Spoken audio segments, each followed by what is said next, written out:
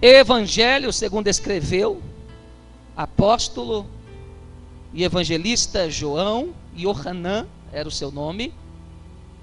Desse nome vieram as transliterações Giovanni, João, a qual conhecemos na nossa língua. O capítulo é o de número 14 e eu quero somente ler o versículo de número 15, prometo ser breve, mas tem tudo a ver com o que o Espírito Santo já puxou o gancho.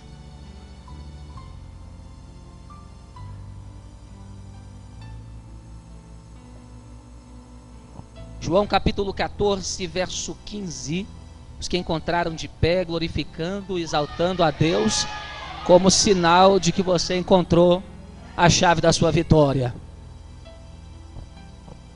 Leremos. Diz o texto sagrado, sacrossanto: se me amardes, guardareis os meus mandamentos. Eu posso contar até 3 para que você repita, gritando isso aí, gritando, para isso chacoalhar o seu sistema nervoso cerebral e entrar no teu coração. Vamos lá? Está preparado? 1, 2, 3 e...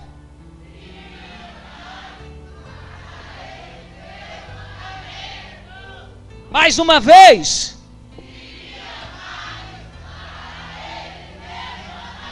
Agora para rachar com as trevas.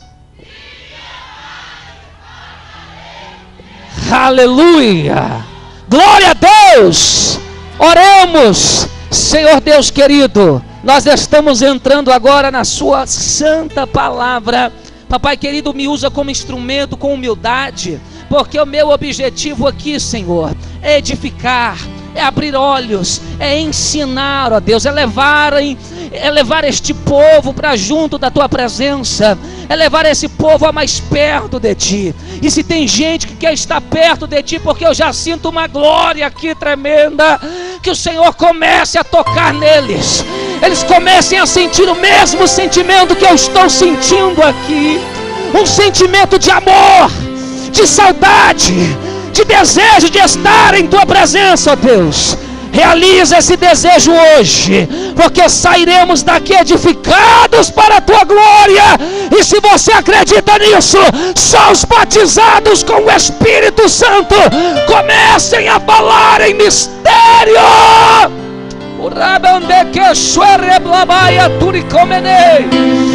Hoje Deus vai curar aqui. Hoje pessoas vão se arrepender do pecado e Deus vai sarar. Aleluia! Glória a Deus!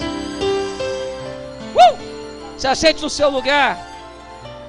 Por gentileza. Olhe para cá, porque eu estou emocionado com a revelação que o Senhor me deu. Essa Bíblia que nós carregamos aqui, debaixo do braço, no porta-luva dos nossos carros, carregamos em mão, fora escrita num período de 1600 anos. Pessoas de cidades diferentes, épocas diferentes e culturas diferentes, escreveram partes desse todo, porque Bíblia vem do termo biblon, que significa biblioteca. Para se ter uma biblioteca, é preciso no mínimo ter 66 livros. Aí você tem uma biblioteca. E a Bíblia tem 66 livros. Essas pessoas escreveram inspiradas por Deus. E quando se juntaram-se o canon, que dizemos como santo, como livro divinamente inspirado, como conjunto de contextos, nós vimos que todos os livros se ligam. Todos falam da mesma pessoa. Se você colocar qualquer outro livro junto aqui, ele vai ser diferente, ele não vai casar, ele não vai entrar no ciclo. Mas de uma forma espiritual, dizendo, há uma magia, há um poder na composição desse livro, que de Gênesis a Apocalipse, ele está falando da mesma coisa. Esse livro nos fala, resumidamente, Eu poderia dizer João capítulo 16, ou melhor, aquele texto, João 3,16, que diz: Deus amou o mundo de tal maneira que deu seu único filho, para que todo aquele que nele crer não pereça, mas tenha. A Bíblia está resumida aqui.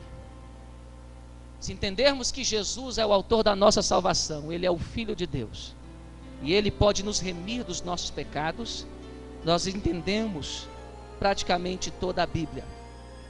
Mas como o texto lido é falado pelo próprio Jesus em pessoa, o período da humilhação ao qual Deus larga o seu trono santo, o terceiro céus, a sua morada de santidade, e vem ao mundo dos homens, como eu e você, à semelhança dos seus irmãos, para entender e nos ensinar como chegar a Deus. Porque o Pai, quando se manifestava no Antigo Testamento, na forma de ancião de dias, porque o Filho que revelara o Pai, e como no Antigo Testamento Jesus ainda não havia vindo em carne, o Pai era um mistério. Ele era conhecido como Deus, o Jeová, o Senhor Todo-Poderoso, o Adonai, o Elohim. E o interessante é que Deus se comunicava de uma forma muito brutal com os seres humanos. Ele não tolerava pecado. Na época da lei, o pecado era castigado na carne.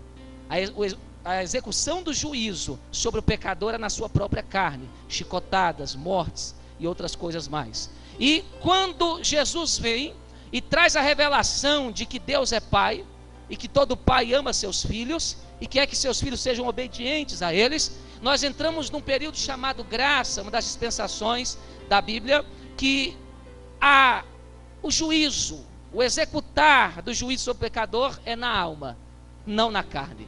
Muitas pessoas alegam: Deus está comigo, não estou com câncer, não sofri acidente, um raio não caiu na minha cabeça. Mas na sua alma está um juízo de Deus. E se você não se arrepender, com saúde, com dinheiro, casado, bonito, vestido bem, você pode morar no inferno. Então é muito importante não viver pela aparência. Como falei, que a Bíblia se resume em Jesus Cristo, o Senhor, o Filho de Deus, Ele próprio, vindo como homem, estando com seus discípulos, aquele a qual ele escolhera a dedo, demorando uma noite inteira em oração para saber quem seria digno de receber tamanha responsabilidade de levar o Evangelho. E Jesus, estando com eles, próximo aos seus momentos críticos, que seriam chamados de Semana da Paixão, que começaria na quinta-feira, depois viria-se na sexta com a sua crucificação, e também no sábado e no domingo com a sua ressurreição.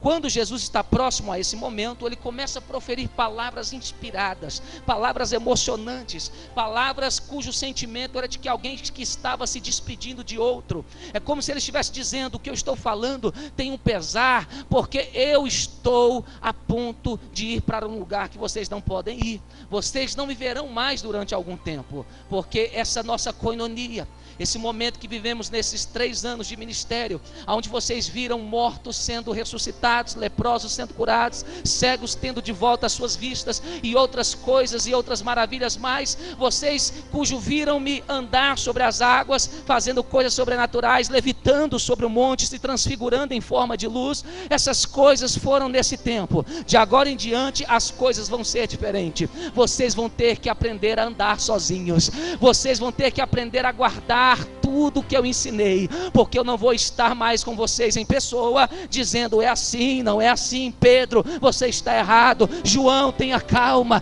Agora vale vocês terem guardado tudo que eu vos disse. O problema do ser humano é que ele sempre acha que vai ter uma oportunidade, Bispa Vânia. Ele sempre deixa para depois. Talvez alguns pensem aqui que sempre você vai ter o Bispo Fábio, Bispa Vânia para te orientar, os pastores e o corpo de obreiro para te ensinar, para te corrigir. Isso é uma inverdade, porque quando Jesus estava proferindo essas palavras, ele estava dizendo: quem guardou o que eu falei, guardou. Quem não guardou, não guardou. Só vai restar para esses que não guardaram a minha palavra o choro, a perca de uma grande oportunidade. Isso aconteceu com Judas. Judas ouviu tudo que os outros ouviram. Judas presenciou tudo que os outros presenciaram, mas ele não guardou, ele não recebeu de coração, ele não deu valor. Nas reuniões, nas sinagogas, nos montes, onde Jesus proferia sermões, ensinamentos, parábolas, ele simplesmente achava que por ele estar naquele local, ele já era privilegiado. E o que acontece? Jesus, é óbvio, subiria aos céus depois da sua crucificação, ressurreição e ascensão. Estando Jesus nos céus, ele não voltaria mais a não ser para arrebatar a igreja. Mas como Jesus é misericordioso, é bom, e viu que quando Jesus, ele próprio, fora separado pela morte instantânea de cruz, vendo seus discípulos desesperados, vendo eles amedrontados, trancafiados a 7 chaves, a correntes e grilhões, porque eles pensavam, se ele que era profeta, que fazia sinais, que guardas quando vinham prendê-lo, a ordem das autoridades farisaicas, e esses guardas voltavam ao templo e os sacerdotes perguntavam, por que vocês não prenderam esse tal de Jesus? E os guardas olhavam no olho do líder fariseu e diziam, talvez Anás, Caifás, alguns outros, e diziam, mas nunca ninguém falou como esse homem. Todo mundo que intentava fazer algo de mal com Jesus, ao chegar perto dele, perdia as forças, chorava, era quebrantado, se arrependia e era salvo, porque tamanha era a graça de Deus no corpo daquele homem. E eles pensavam, se o mestre que era poderoso, eu imagino Pedro dizendo, ele andou sobre as águas, ele ressuscitou mortos, e está lá pendurado numa cruz, o que vai ser da gente? Eu, um simples pecador, você um ex-coletor de impostos, estamos desempregados porque não podemos voltar para o nosso trabalho, estamos ameaçados porque todo mundo conhece-nos como discípulos dele, e se nós pisarmos o pé lá fora, vão nos matar do mesmo jeito ou pior, e eles se trancam. Jesus, sabendo disso, já havia dito uma promessa sobre eles, que haveria de derramar um substituto. O nome dele, do original grego, é Paracletos, o outro Consolador. Jesus não poderia estar mais em presença física, corpórea entre eles, mas de forma etérea, espiritual, continuaria com eles. E a promessa foi feita, mas teve um acordo. Jesus disse a eles, vocês têm que guardar as minhas palavras, e a minha palavra é, fiquem em Jerusalém, até que do alto sejam revestidos de poder. Quando Jesus está prestes a entrar à cruz, o Espírito Santo, que era o seu Espírito, está nele, se preparando pela primeira vez na história a se separar, porque os 3 sempre foram um, mas por causa do pecado, por causa do amor que Jesus teve por nós, o Pai não tem comunhão com o pecado. O cristão tem que entender, se ele quer ser crente, ele tem que ser crente mesmo. Se ele quer ser salvo, ele tem que ser salvo mesmo. Deus não tem parte nenhuma com o pecado. Eu provo isso quando Jesus vai à cruz. Jesus pega o pecado de toda a humanidade sobre si. Por isso tamanho castigo, que não era para ele, era para nós, era para mim, era para você. E quando ele recebe o pecado de toda a humanidade sobre si, o Pai no céu, a qual ele tinha comunhão, e dizia, olha, assim como eu obedeço o Pai, obedeçam também. Olha, assim como eu sou filho do Pai, vocês também são. Então o que vocês pedirem a mim, não peçam a mim, peçam ao Pai em meu nome. Porque quando vocês pedirem ao Pai em meu nome, eles vão lembrar que por causa da aliança que nós temos, da fé que vocês têm em mim, vocês também são filhos. E nesse momento da cruz, quando o Pai vê todo o pecado da humanidade, tem pessoa que não consegue interceder por uma alma, tem pessoa que não consegue orar pelo seu marido, pelo seu filho, diz, ai que peso. Imagina a humanidade em todas as dimensões, passado, presente e futuro, sobre uma pessoa. Naquele momento, Jesus era o homem mais forte que existia naquele momento.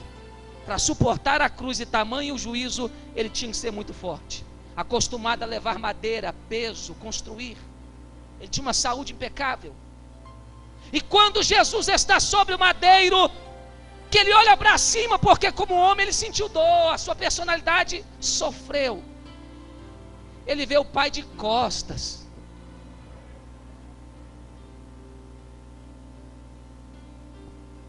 E quando ele vê o pai de costas, coisa que nunca aconteceu durante toda a eternidade, ele se assusta. E mesmo no momento de dor, ele poupou os fracos na fé. Por isso que eu acredito, Bispo Havana, que todo homem espiritual, ele poupa os fracos na fé. Quando ele está passando uma grande crise, ele sofre sozinho, calado. Porque assim sofreu nosso Senhor como ovelha muda, rumo ao matadouro. Jesus fala em um aramaico, um dialeto pouco falado da época, Eli, Eli, lema sabachthani, que quer dizer: Deus meu, por que me desamparastes? Porque se ele falasse no aramaico comum, ou no próprio hebraico, aqueles que ainda tinham um pingo de fé nele, poderiam dizer: ele diz que Deus desamparou ele, então ele não é o Messias, ele não é o nosso esperado. E muitos ficaram em dúvida: o que ele diz? Ele está dizendo, talvez está clamando para que Elias venha ajudá-lo. Outros diziam: ele está delirando de tanta dor. E o pai está de costas, porque o pai ama o filho, mas não ama o pecado.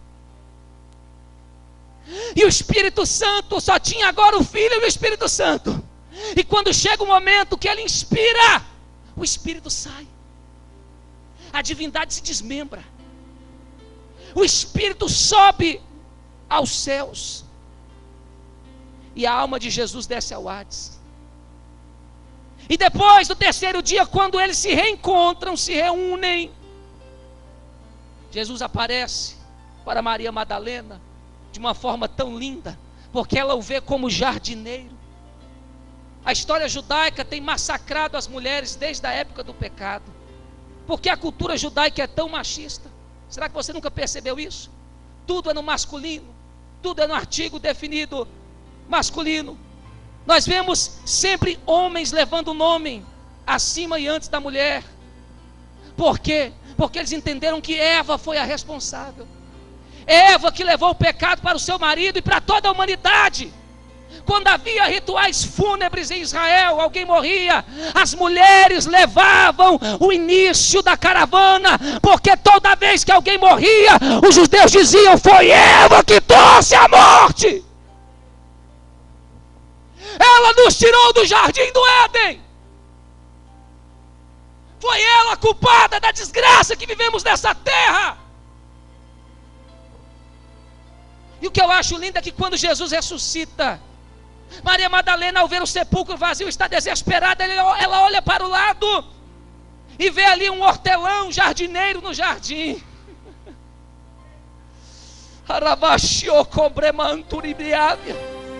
Porque mulher também é tipo de igreja. E quando Maria Madalena fala: hortelão, para onde levaram meu mestre? Para onde levaram? E ele conversa com ela e diz: por que choras? Pela voz, não pela aparência.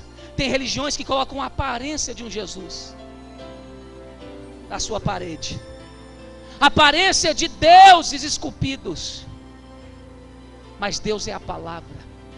Enquanto ela procurou Jesus, aparência visível, ela não encontrou. Ela estava com ele e não sabia que era ele. Mas quando ele liberou, quando ele liberou uma palavra, não tem como se converter e não gostar da palavra. Não tem como. É ele. A Bíblia é o Jesus palpável. Quando você pega aqui, quando você for ler, que você está tocando Jesus. Quando ele libera a palavra, eu falo: essa palavra eu conheço, é diferente, não é de homem. E ela se prostra dizendo Rabi ou Raboni, que quer dizer mestre. E Jesus diz: não me detenhas, não me detenhas. Mas vai e avisa aos discípulos que eu ressuscitei. Eu sei que vocês não entenderam o que eu disse, mas eu vou explicar. Eu falei que Eva foi a primeira a trazer a mensagem de morte para a terra. Mas quando Jesus ressuscita, Ele dá uma oportunidade à mulher.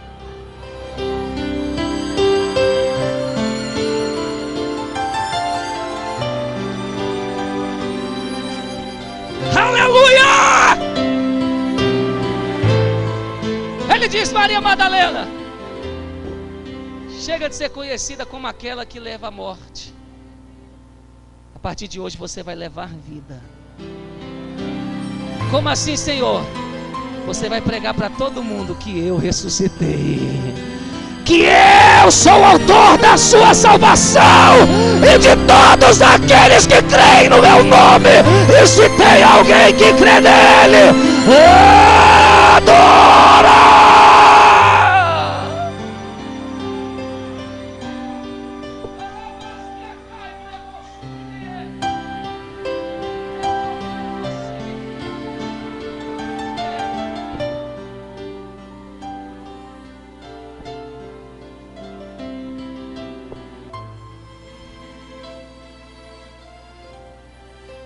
Precisamos guardar a palavra que é pregada, que sai da boca dele.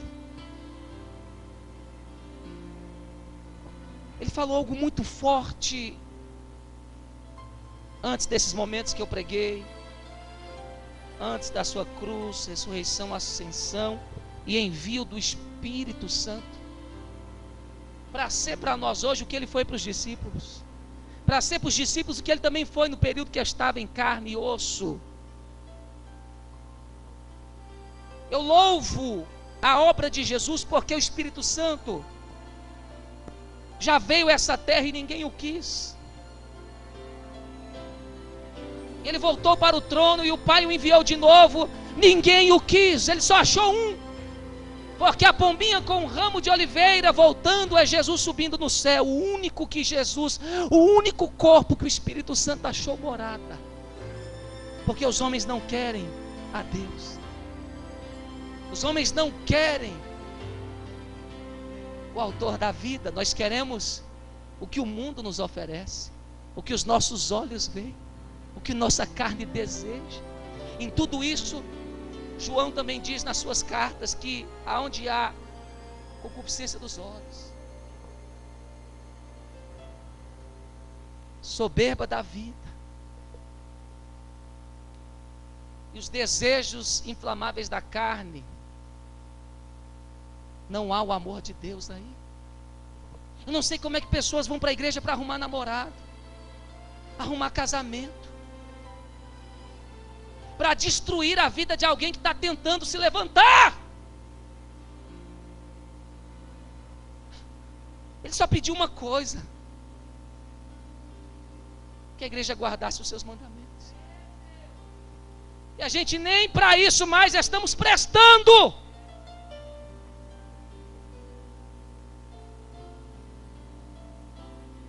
Eu louvo a Jesus Cristo porque Ele não só morreu na cruz por mim, Ele fez o Espírito Santo voltar para cá. O Espírito Santo diz: eu não volto para a terra. A palavra grega em João 17, quando Ele intercede pelos discípulos, pelos que estão aqui, por estes, por eles, por aqueles que vão crer, por toda a humanidade, Ele está usando palavras de imploração, de humilhação,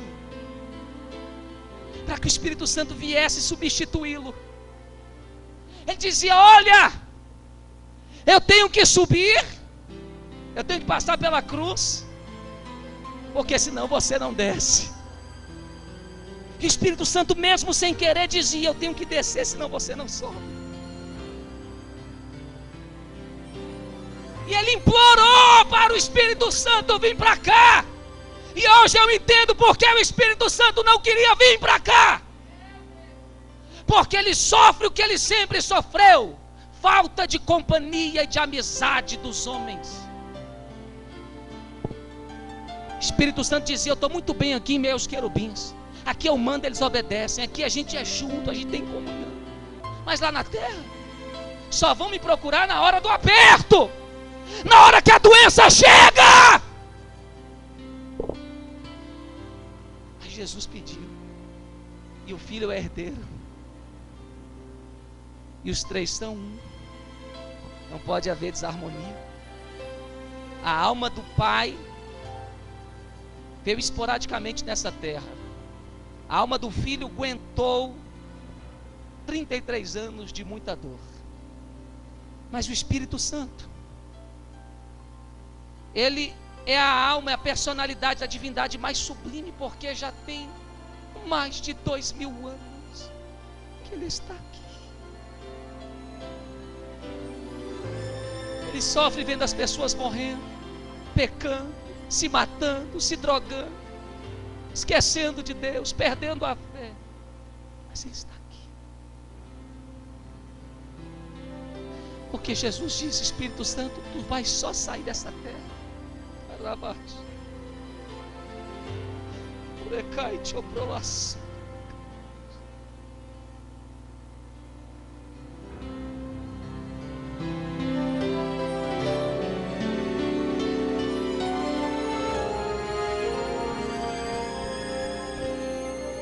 Só vai sair dessa terra quando o arrebatamento chegar. Porque o mundo pode não te querer, como não me quis, mas eu comprei um povo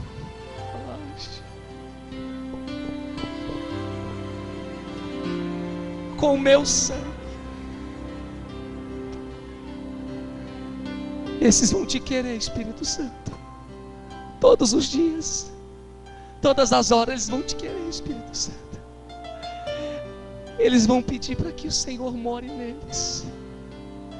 E no arrebatamento com eles você vai subir. E nós nos veremos novamente. Eu quero ver o meu povo. Eu quero ver aqueles que eu comprei com meu sangue na cruz. Eu quero aqueles que guardaram as minhas palavras.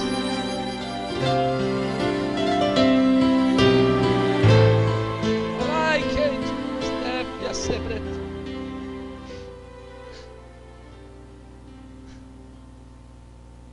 E ele deixou essa palavra como memorial, não só para aqueles que estavam com ele, não só para Tiago, João, Bartolomeu, Pedro, Judas, mas ele deixou uma palavra para todos que um dia fossem crer nele.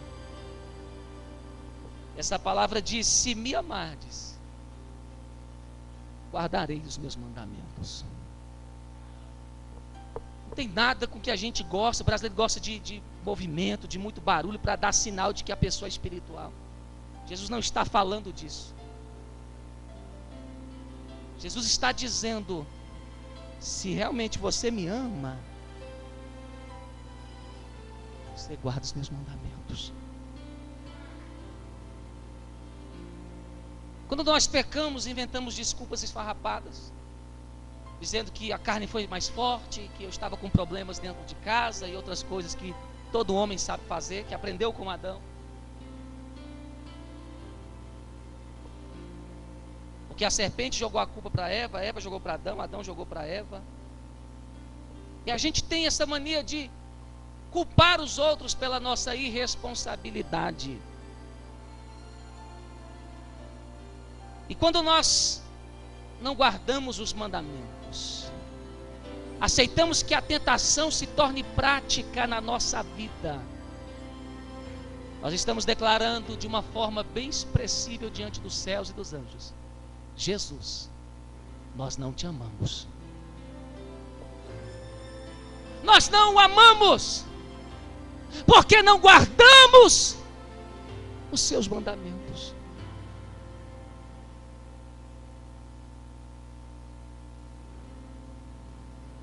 Se não fosse importante orar, Jesus não mandava orar. E a gente não. Pastor Léo, se não fosse importante cultuar, Jesus não mandávamos congregar e oferecer a Ele relacionamento. Se não fosse importante ofertar, dizimar, se separar do pecado, Ele não deixaria escrito. Porque tudo o que Ele escreveu é para nos provar se amamos ou não. Você pode rodar igual um peão, furar o chão, pode ser o crente mais carismático, mais lindo, mais bem vestido, pode ter dons, oratória, mas se você não pratica a palavra, você não o ama. Até para nós ministros, o apóstolo Paulo falou, uns pregam por dinheiro, por fama. Não é a obra que te leva para o céu, é a motivação. Porque se fosse a obra, muitas pessoas que fizeram caridades, Schindler, Madre Teresa de Calcutá, muitas pessoas que compõem outras religiões, estariam com a sua entrada no céu garantida, e a Bíblia não diz isso. Salvação não é por obras. A salvação é por fé na palavra. Pastor, o que é fé na palavra? É obedecê-la, mesmo que você ache isso impossível. Porque mesmo achando impossível, quando você toma a atitude de obedecer, o poder de Deus torna isso possível. É isso que o diabo está tomando da gente, a nossa fé. Ele vem com seus pratos e frangalhos e a igreja cai como se fosse a coisa mais comum. O que a gente vê? Uma consequência. Pessoas caídas, prostradas, derrotadas. Eu pergunto a essas pessoas, valeu a pena? Não vale a pena desprezar isso aqui. Eu quando entrei na igreja, eu fiquei com muita preocupação, porque a maioria conhece a minha história, de onde eu vi. Eu falei, Pai, Jesus, agora que eu estou caindo na real da decisão que eu fiz em ter te aceitado, eu vou ter que dizer não para muitas coisas que fizeram anos parte da minha vida. Quando as tentações vinham, eu ficava com medo, porque eu via as histórias. Desde que me converti, eu vi as rodinhas dos cristãos mais velhos dizendo, fulano caiu, fulano está nas drogas, fulano está no adultério. Eu falava, o que vai ser de mim? E o que me vinha à mente era dobrar os joelhos, orar, me consagrar, ficar com Ele, ler a sua lei.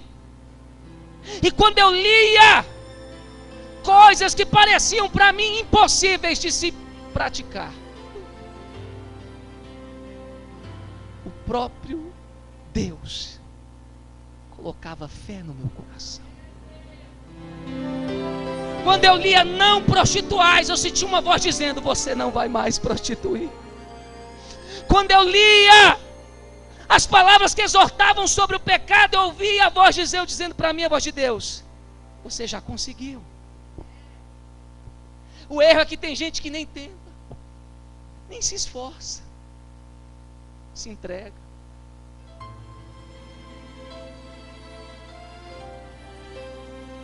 E eu pude ver que Deus é Deus do impossível. Você pode ver hoje aqui um ex-tudo, mas que Deus, pela fé que Ele viu em mim, me fez uma nova criatura.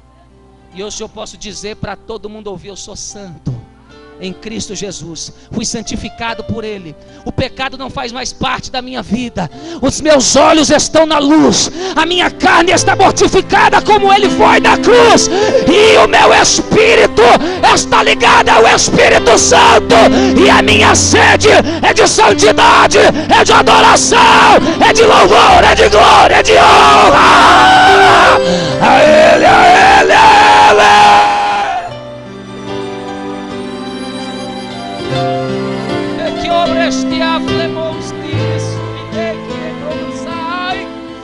Você pode viver isso. Isso não é só para bispo, você pode viver isso.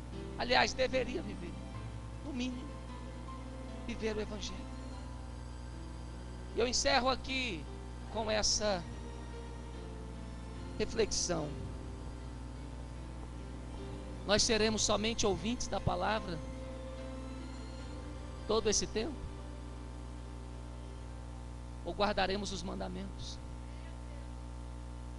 E mostraremos para o inferno, para Satanás e para todos que nos acusam que nós amamos a Jesus. Eu pedi uma coisa para Deus que parece loucura.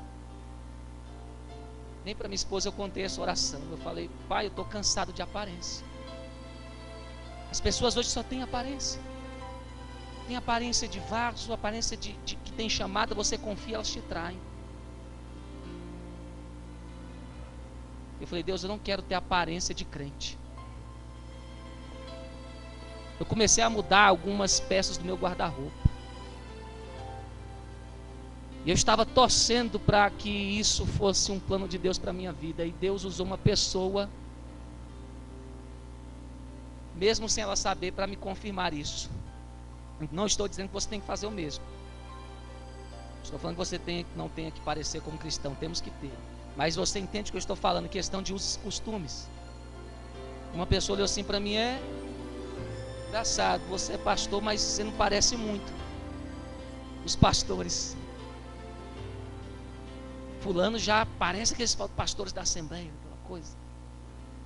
E eu falei: glória a Deus, era isso que eu queria. As pessoas estão se frustrando porque acreditam, quando vem uma igreja, que esse irmão que te convidou é santo, é temente, mas quando ele descobre a vida desse irmão, vê cada podre, ele fica triste, ele desanima, ele se abala na fé. Nós estamos mais tirando as pessoas da igreja do que trazendo, porque não guardamos mais os mandamentos. E eu falei: Deus, eu quero que as pessoas vejam o Senhor em mim, nas minhas atitudes, em quem eu sou, no momento que a gente vai lanchar, dentro de casa, no período que a gente fica junto com os irmãos. Porque nós temos que refletir fora o que somos dentro. Então, se alguém não vê na sua fisionomia, no seu vestir, alguém muito santo, pelo menos tenha certeza que dentro de você, você é. Que fora da igreja você honra a Deus. Porque tem muita gente se vestindo de terno, saias compridas, e vivem nos motéis da vida, prostituindo, adulterando, nas esquinas da vida usando droga e subindo nos altares com eloquência de homem de Deus, com voz de homem e de mulher de Deus, mas não amam a Deus. Hoje nós podemos pensar se nós amamos realmente a Jesus. Você pode refletir em cada coisa que Ele te pediu e que você não fez, em cada atitude que você fez que desonrou o nome dEle ou que entristeceu alguém, para que você tenha a chance de mudar. Ser cristão não é só dar glória aqui, igreja. É uma vida. É uma vida de compromisso comigo. Não é momentos esporádicos de alegria, porque é o que a gente quer congresso, a gente quer o louvorzão, a gente quer palavra que faz arrepiar os cabelos, mas não queremos vida com Ele. Eu provo isso. Tem congresso, a igreja está cheia. Tem doquinha para botar a mão na cabeça, a igreja está cheia. Agora vai para o estudo bíblico, vai para o círculo de oração, conta as pessoas, acorda, você está vivendo uma mentira, você é um impostor da fé, e hoje você tem a chance de se arrepender, de fazer valer o sacrifício da cruz pela sua vida. Se eu não tivesse tomado uma decisão, hoje eu tomaria. Hoje eu diria: eu vou levar a sério a minha vida com Deus, porque as responsabilidades eternas, irmão Diego, são seríssimas. Eu vou tratar de mudar os meus pensamentos. Quanta mente lasciva dentro do nosso meio. A gente está falando de Jesus, as pessoas estão pensando em pornografias, estão pensando na riqueza alheia, no sucesso, na felicidade alheia. O Espírito Santo está fazendo uma grande obra aqui.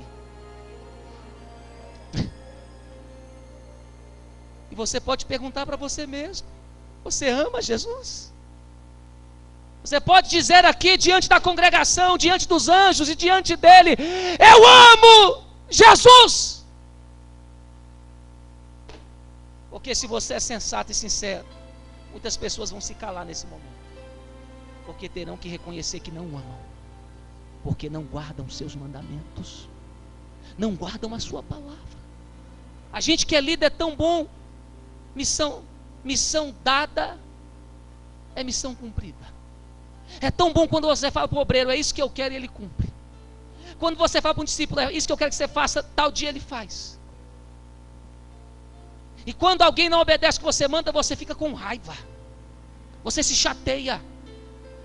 Eu imagino Deus mandando um povo todos os dias se converterem dos seus pecados, assumirem um compromisso, mudarem a sua rotina, e você não obedece. Se põe no lugar dele. É questão de consciência. Tudo que é mentira dura pouco. Você vai enganar os homens ao seu redor o que? 1 mês, 2, 3, 4 meses, mas a verdade vai aparecer. Então que hoje você pense nisso.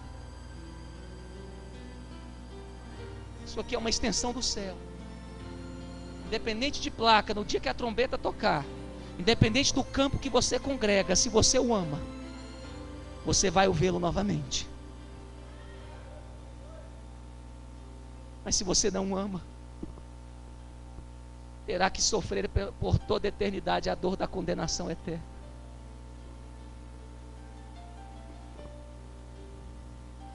Eu vi um testemunho, encerro agora, ou uma história, não posso dizer a vocês que é verídica, mas de um rapaz que foi ao médico para se consultar devido a um grande corte, um machucado que ele teve na sua mão. E pastor Léo, ele chegou desesperado no consultório, apressado, ansioso, e o médico perguntou: você está bem? Ele disse: sim, eu estou bem, eu só tenho muita pressa porque eu tenho um compromisso. Aí o médico riu e falou: querido jovem, por mais importante que seja o seu compromisso, você vai ter que esperar e chegar atrasado, porque o problema é um pouco sério. E o jovem quieto, o médico, com todo respeito, falou: posso te perguntar por que esse compromisso está te deixando tão agitado? Ele disse: médico, doutor, é porque minha mãe está internada no hospital e eu visito ela todos os dias. Ela tem Alzheimer, ela não se lembra mais de mim. E o médico riu e falou: então, por que você está tão apressado se ela não lembra mais de você? Até se você faltar, ela não vai lembrar. E o jovem olhou para o médico e disse: o problema não é se ela não lembra de mim, mas é porque eu lembro de quem ela foi para mim. O médico se calou, abaixou a cabeça e chorou. Porque o nosso relacionamento com Deus está sendo assim. Ele só foi bom no dia que ele fazia alguma coisa por você. Depois que Deus parou de usar profetas, dar sinais que ele é real, que ele existe, que ele achou que você poderia andar sozinho, você acha que ele não é mais importante.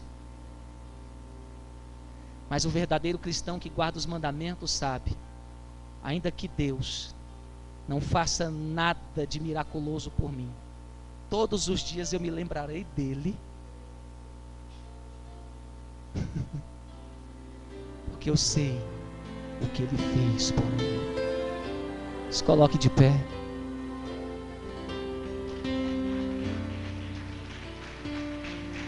Aravache.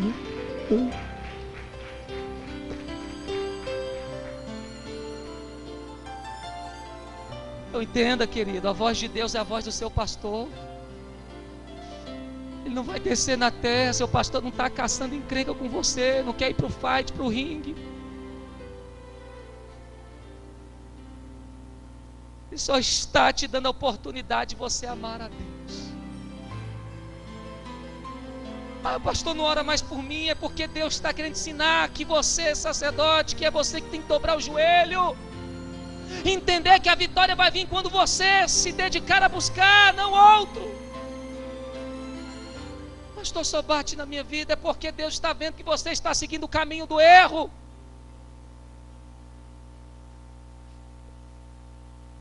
Por mais que seja difícil, Deus é amor. Com todas as cobranças que eu tenho, eu sinto o amor de Deus por mim. Eu vejo amor. Eu vejo que a cruz, os espinhos, pessoas que arriscaram as suas vidas para cruzar as fronteiras e chegar nesse país para pregar o Evangelho. É amor. A minha esposa, os nossos pais na fé, tudo foi amor. Tudo era o Espírito Santo gemendo, dizendo: alguém pode me amar? Alguém pode obedecer a minha palavra? Alguém pode padecer um pouquinho? Renunciar um pouquinho diante de tantas coisas inefáveis que eu tenho para vocês? Alguém pode me servir a não ser por medo ou por interesse, mas simplesmente por um relacionamento sincero? Coloca a mão no seu coração. Deus, nós agradecemos por essa noite. Eu agradeço por cada vida aqui, Senhor. Pai, eu espero ter sido um instrumento nas tuas mãos, porque eu não estou conseguindo ficar de pé, Senhor, diante da glória que está cercando essa casa. Eu creio que o Senhor está dando um grande sinal que há pessoas que te amam aqui, porque senão o Senhor não estaria nesse lugar. Eu sei que o Senhor ainda perdoa pecados. Eu sei que o Senhor ainda converte esposas ao esposo, esposos às esposas, pais aos filhos. Eu sei que o Senhor ainda faz uma igreja que seja a igreja aqui e lá fora. Eu sei que o Senhor ainda pode colocar à prova o nosso amor por Ti, ainda que Ele nos mande transformar pedra em pães, nos mande saltar do pináculo, ainda que Ele ofereça todos os reinos, nós podemos ficar com a Tua palavra e dizer: nós Te amamos, Jesus. Que o Senhor traga fé a essas pessoas, para que elas creiam mais, acreditem mais que tudo é possível, que elas conseguem, que elas podem, se elas acreditarem nesse livro e dedicarem uma comunhão com Ele, e que a palavra não seja só guardada na mente, mas seja vivida, revelada. Traz esse milagre para nós, o que eu te peço, Senhor, em nome de Jesus. Quero que você abrace a pessoa que está ao seu lado. Isso, 2 pessoas, 3, abrace, abrace.